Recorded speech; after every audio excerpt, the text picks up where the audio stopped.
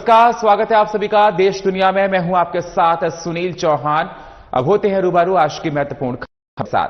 भारत की राष्ट्रपति द्रौपदी मुर्मू 2 दिवसीय दौरे पर गुजरात पहुंची हैं। अहमदाबाद हवाई अड्डे पर उनका गर्मजोशी से स्वागत करते हुए राज्यपाल आचार्य देवव्रत और मुख्यमंत्री भूपेश पटेल ने स्वागत किया।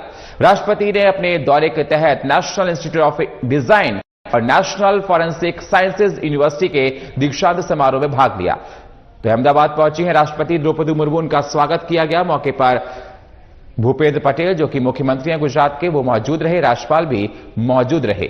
आज दीक्षांत समारोह में वो शामिल होंगी।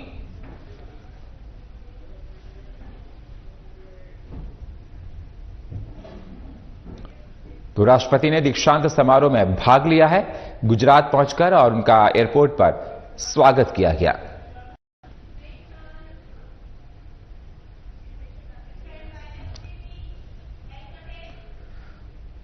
राष्ट्रपति द्रौपदी मुर्मू ने नर्मदा जिले के एकता नगर में स्टैच्यू ऑफ यूनिटी के दर्शन किए और सरदार वल्लभ भाई पटेल की प्रतिमा को श्रद्धांजलि अर्पित की है। इस दौरान आज राज्यपाल आचार्य देवव्रत और प्रोटोकॉल मंत्री जगदीश विश्वकर्मा भी मौजूद थे। राष्ट्रपति ने एसयू परिसर में प्रदर्शनी कक्ष का भी दौरा किया है। तो सरदार वल्लभ भाई पटेल की प्रतिमा पर पुष्पांजलि अर्पित की है। आप तस्वीरों में देख सकते हैं गुजरात पहुंचकर, और राष्ट्रपति ने स्टैच्यू ऑफ यूनिटी के लिए दर्शन किए हैं, पुष्पांजलि अर्पित की है।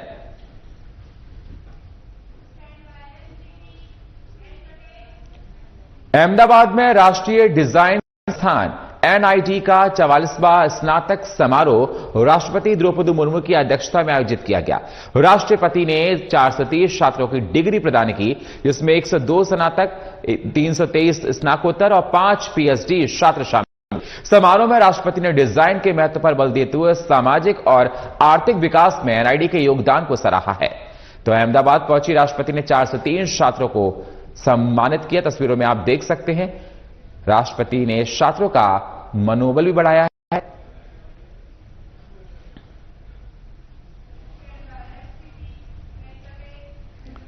राष्ट्रपति द्रौपदी मुर्मू ने एकता नगर में सरदार सरोवर बांध और जंगल सफारी पार्क का दौरा किया। राज्यपाल आचार्य देवव्रत और राज्यपाल प्रोटोकॉल मंत्री जगदीश विश्वकर्मा भी इस दौरान मौजूद रहे। राष्ट्रपति मुर्मू ने जंगल सफारी पार्क के जानवरों और पक्षियों की तमाम प्रजातियों का अवलोकन भी किया। सरदार सरोवर निगम के निदेशक ने राष्ट्रपति मुर्मू और राज्यपाल को आसपास के राज्यों और नागरिकों को होने वाले फायदों के बारे में बताया।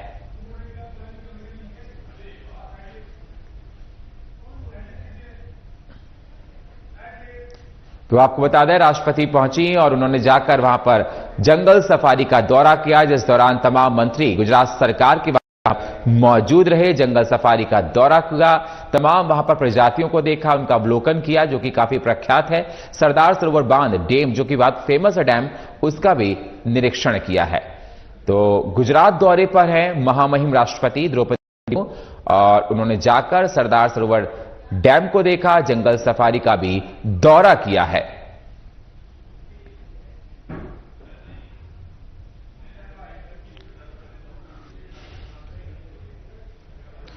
गुजरात के मुख्यमंत्री भूपेश पटेल के नेतृत्व में सिंगल क्लिक से 13 लाख विद्यार्थियों को 313 करोड़ रुपए की सहायता मिली।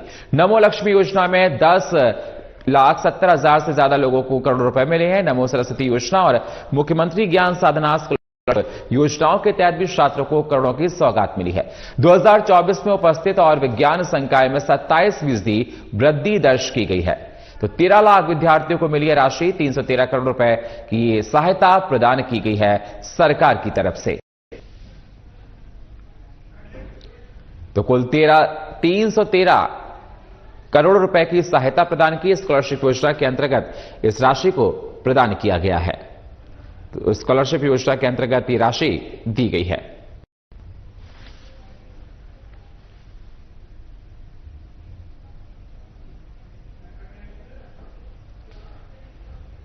प्रधानमंत्री नरेंद्र मोदी के आत्मनिर्भर भारत के सपने को साकार करते हुए गुजरात के कल्पेश भाई एयर कूलर कंपनी ने 15 फीट से ऊंचा एयर कूलर बनाकर golden book of world records में नाम दर्ज किया है। कंपनी के ब्रांड एम्बेसडर द ग्रेट खली हैं और ये उपलब्धि भारत और गुजरात का गर्व है। तो अहमदाबाद में 15 फीट ऊंचा एयर कूलर वर्ल्ड रिकॉर्ड्स के नाम दर्ज कंपनी के ब्रांड एम्बेसडर द ग्रेट खली हैं। भारत के लिए बड़ी उपलब्धि देखी जा रही है। तो अहमदाबाद में आपको बता दें, द ग्रेट खली इसके ब्रांड एम्बेसडर हैं और ये वाटर कूलर तस्वीरों में आप देख सकते हैं और भारत के लिए बड़ी उपलब्धि है जिसका आज विमोचन किया गया। 15 फीट ऊंचा एयर कूलर है जिसे देखने के लिए तमाम लोग मौजूद है और इसका जो ब्रांड एम्बेसडर हैं द ग्रेट खली हैं।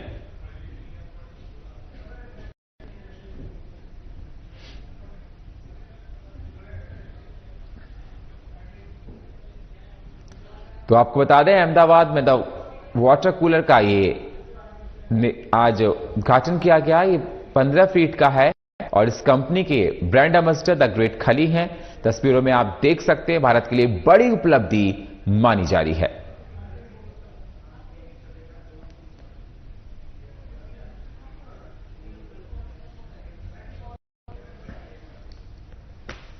तो 15 फीट ऊंचा है ये एयर कूलर, तस्वीरों में आप देख सकते हैं जिसका आज उद्घाटन किया गया और बताया जा रहा है इससे तमाम तरह की परेशानियां खत्म होंगी, जिससे निजात मिलेगी।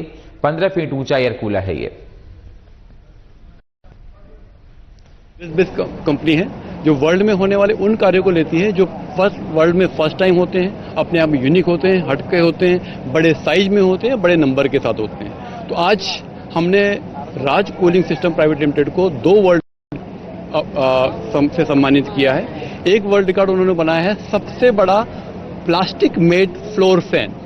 अभी तक जो फ्लोर फैन का कोई रिकॉर्ड नहीं था, तो उन्होंने रिकॉर्ड को नया बनाया है, ना कि प्रीवियस रिकॉर्ड को ब्रेक किया है। એટલી મોટી ખુશી મળી છે કે અમારી કંપની, અમારી ટીમે જે કામ કરેલું છે એના માટે બહુ એટલે બહુ જ વધારે ખુશી મળી છે અને ખૂબ જ હું આનંદિત છું કે આવા અવનવા અમે નવા વર્લ્ડ રેકોર્ડ કરતા રહીએ અને સારી સારી વસ્તુ બનાવતા રહીએ અને લોકોને કામ આવીએ। લોકોને કામ એટલા માટે આવવાનું છે કે આપણે કંઈ સાચું ઓછો પાવરથી સારી વસ્તુ દઈ શકીએ તો આપણે શું છે કે આપણે પાવર સેવિંગ કરી શકીએ અને દેશને આપણે કંઈક સારું દઈ શકીએ। રાજ કુલર એક એવી બ્રાન્ડ છે કે હંમેશા भारत का पहला विशेष रेलवे कंटेनर यार्ड गुजरात में खोला जा रहा है। गुजरात के कृषि मंत्री राघव पटेल ने कंटेनर यार्ड का उद्घाटन किया। यार्ड का प्रबंधन Adani port and logistic company ने किया है और इस यार्ड की शुरुआत मेहसाणा की कृषि उपज को पूरे देश में पहुंचाने के लिए की गई। इस यार्ड से हर साल 65,000 कंटेनरों की आपूर्ति की जाएगी। इस प्रोजेक्ट का मेहसाणा विकास अधिकारी डॉक्टर हसरत जैस्मीन ने तैयार की थी। उद्घाटन समारोह में सांसद हरिभाई पटेल और भाजपा के अध्यक्ष गिरीश भाई राजगोर भी उपस्थित रहे। तो 65,000 कंटेनर की होगी आपूर्ति। गुजरात में खोला गया, बड़ी उपलब्धि मानी जा रही है इसको। भारत का पहला रेलवे कंटेनर यार्ड है ये जो खोला गया है।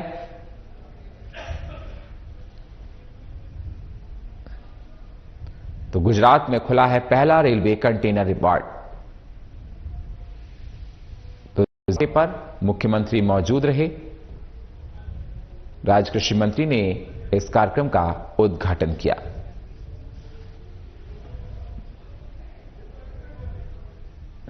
देशभરમાં સૌપ્રથમ એક નવી પહેલ શરૂ થઈ છે। એક કિસાન ટ્રેન ઊંઝાથી મુન્દ્રા પોર્ટ, અદાણી પોર્ટ મુન્દ્રા ખાતેની સીધી ટ્રેન સેવા શરૂ થઈ રહી છે। એના મારફત અહીંથી જે ખેતપેદાશની જણસીઓ દેશભરમાં અને વિદેશમાં એક્સપોર્ટ માટે જે મોકલવાની હોય છે તે સુગમતાથી મોકલી શકાશે, જેના પરિણામે ટ્રાફિકને પણ ફાયદો થશે।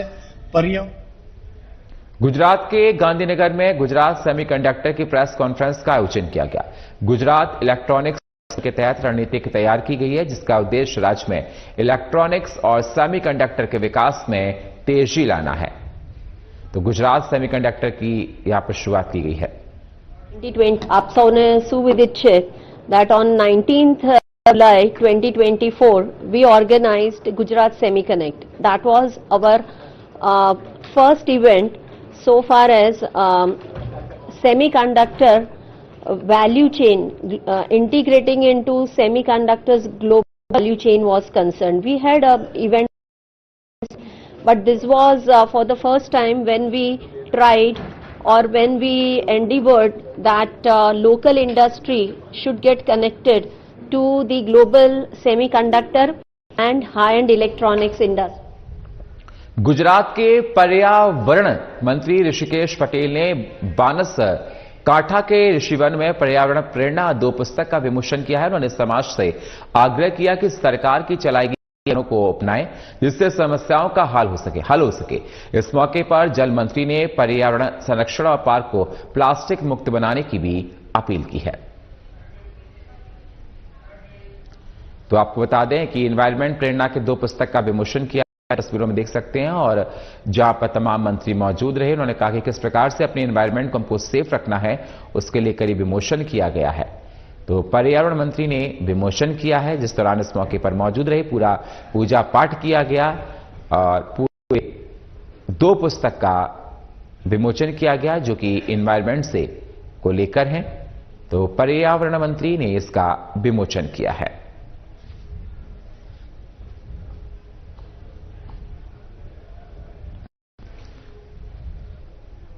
गुजरात के सुरेंद्रनगर में कोयले के अवैध कारोबारी की काली पट्टियां अब भी देखने को मिल रही हैं।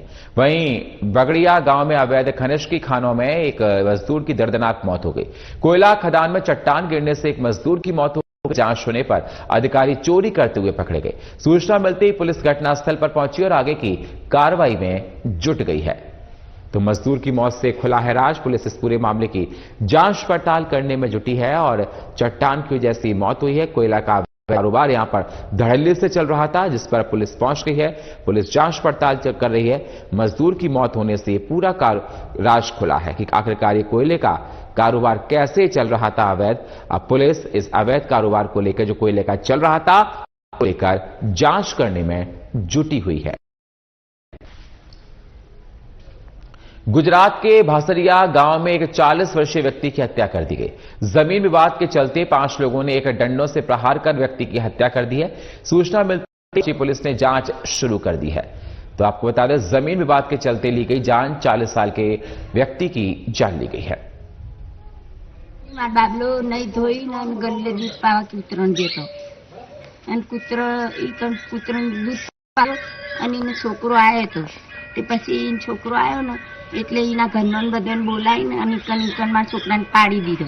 પછી ઉપર ચડી ગયા કઈ જણા અને ઉપર ચડી બેહીને પછી પેલી ધારી ઊંધું માર્યું, માથામાં 2-3 ધારિયા માર્યા અને હાથ ઉપર માર્યા અને गुजरात के राष्ट्रीय राजमार्ग पर ट्रिपल एक्सीडेंट की घटना घटी है। बाइक और कार की भिड़ंत से एक एसटी बस भी दुर्घटनाग्रस्त हो गई है।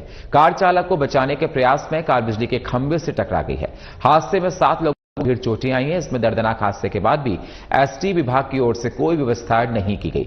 पुलिस इस पूरे मामले की जांच में जुटी हुई है।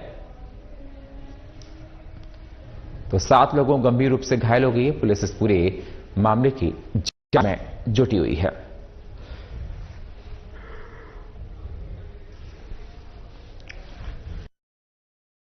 बाइक चालक के बचाने से हुआ है हादसा। 7 लोगों गंभीर रूप से घायल हो गए। घायलों का अस्पताल में इलाज किया जा रहा है। बता दें कि ये दुर्घटना बड़ी होने से बच गई है। 7 लोग गंभीर रूप से घायल हो गए। इनका अस्पताल में इलाज चल रहा है।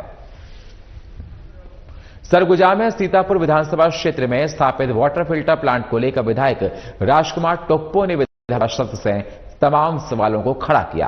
उन्होंने कहा कि उनकी लागत कितनी है, वर्तमान में कितने चालू हैं, कितने बंद हैं, यदि चालू है तो नगर पंचायत में कितने घरों को इसका लाभ प्राप्त हो रहा है।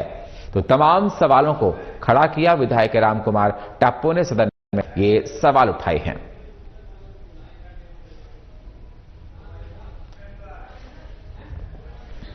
अंबिकापुर में फाइलेरिया दिवस के अवसर पर स्वास्थ्य विभाग सरगुजा के द्वारा हरी झंडी दिखाकर जागरूकता को आगे बढ़ाया गया है। आपको बता दें कि जागरूकता बढ़ाया गया और देखा जा रहा है कि अंबिकापुर में फाइलेरिया दिवस के अवसर पर स्वास्थ्य विभाग, तो जिसका उद्देश्य शहरी सहित ग्रामीण क्षेत्रों के लोगों को फाइलेरिया से बचाना है। आपको बता दें, फाइलेरिया के 61 एक्टिव मरीज की पुष्टि स्वास्थ्य विभाग ने की है। तो वहीं स्वास्थ्य अधिकारी समेत स्वास्थ्य विभाग के समस्त लोगों ने फाइलेरिया की दवाई का सेवन कर लोगों से भी गंभीर बीमारी से बचने के लिए दवाई का सेवन करने की बात कही है।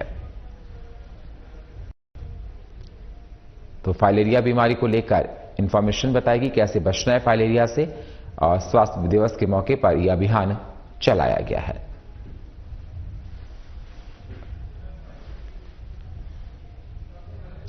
बीजापुर में नक्सल विरोधी अभियान के तहत सुरक्षा बलों ने बड़ी सफलता हासिल की है। आपको बता दें, इस दौरान 18 नक्सलियों को विस्फोटक और प्रतिबंधित संगठन की प्रचार सामग्री के साथ गिरफ्तार किया गया। तो वहीं पकड़े गए सभी नक्सलियों के खिलाफ थाना उसूर, बासागुड़ा और भैरमगढ़ में वैधानिक कार्रवाई के बाद उन्हें न्याय के रिमांड पर न्यायालय में पेश किया गया है। तो आपको बता दें, सभी नक्सलियों को कोर्ट में किया गया है पेश, जांच पड़ताल की जा रही है।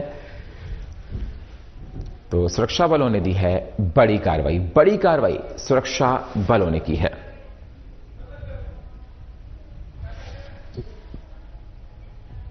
और 18 नक्सलियों को गिरफ्तार किया गया है। सभी नक्सलियों को कोर्ट में पेश किया जाएगा।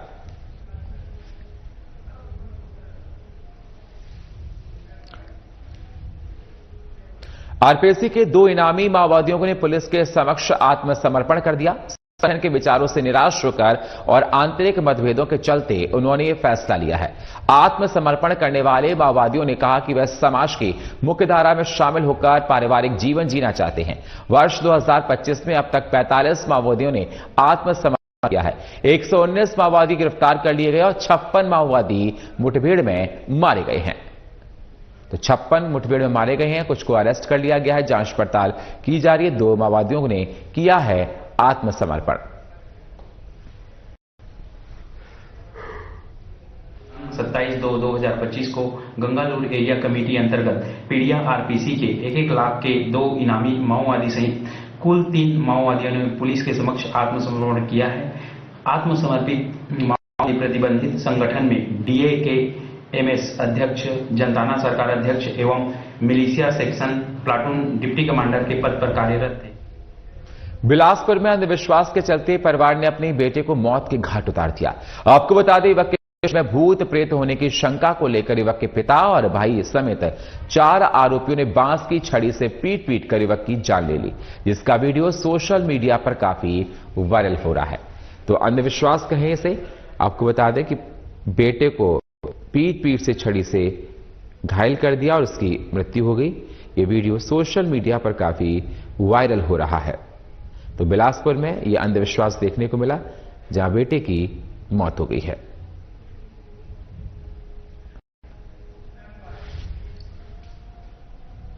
जशपुर में तेज रफ्तार का कहर देखने को मिल रहा है। आपको बता दें, हादसे में 2 लोगों की मौके पर मौत हो गई और एक बच्ची गंभीर रूप से घायल हो गई है। तो वहीं घटना के बाद ट्रक चालक वाहन समेत फरार हो गया है। तो वहीं पुलिस की जांच में जुट गई है। तो पुलिस इस पूरे मामले की जांच पड़ताल में जुटी है। ट्रक चालक वाहन समेत हुआ है फरार।